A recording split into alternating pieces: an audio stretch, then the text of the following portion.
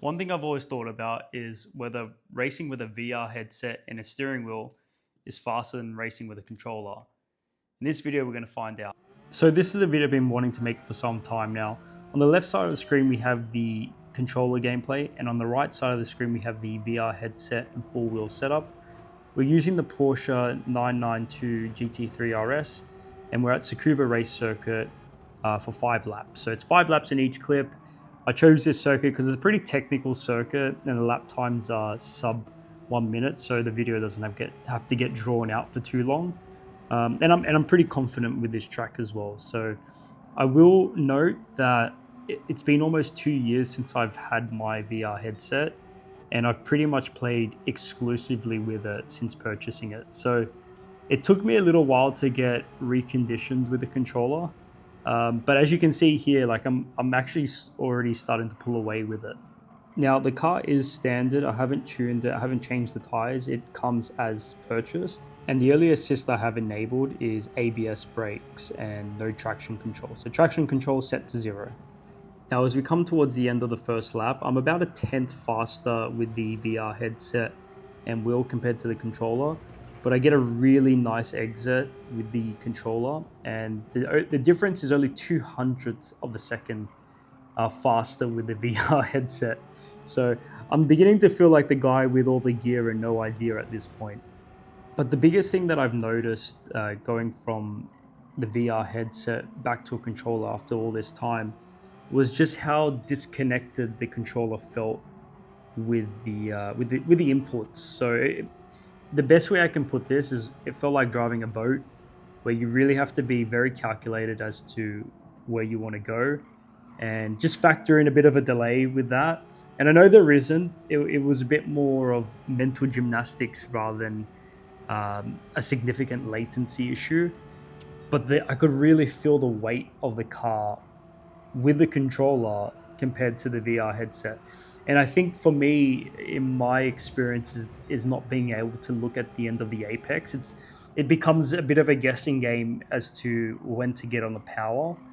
I find it a lot easier to recover from a slide with the controller than I do with the wheel, but I can be a lot more precise with my braking and my throttle inputs with the wheel. Now, in this lap for the first sector, I'm 0.3 faster with the controller compared to the headset, which kind of just negates everything I just said. But there was a lot of... I felt like I had to focus a lot when I was putting these lap times in with the controller, mostly because I wasn't used to having the headset on and the cockpit being your own field of vision or field of view.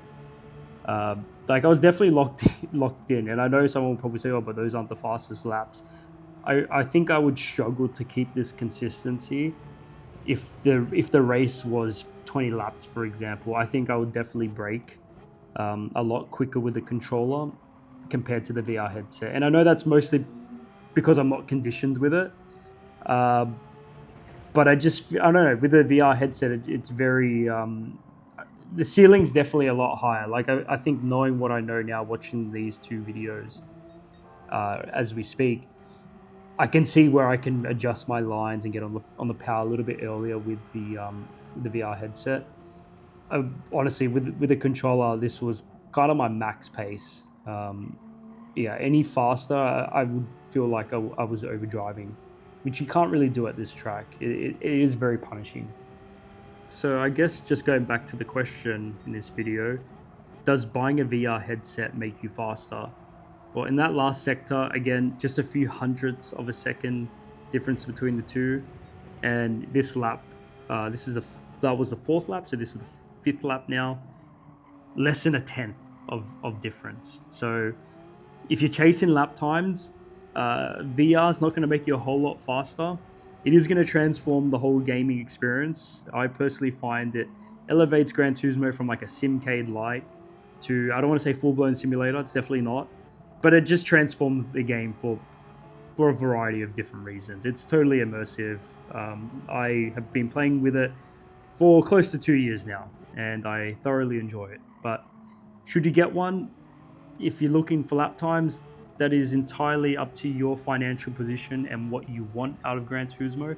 I strongly encourage everyone who has the means to try it at least. I think it is absolutely great.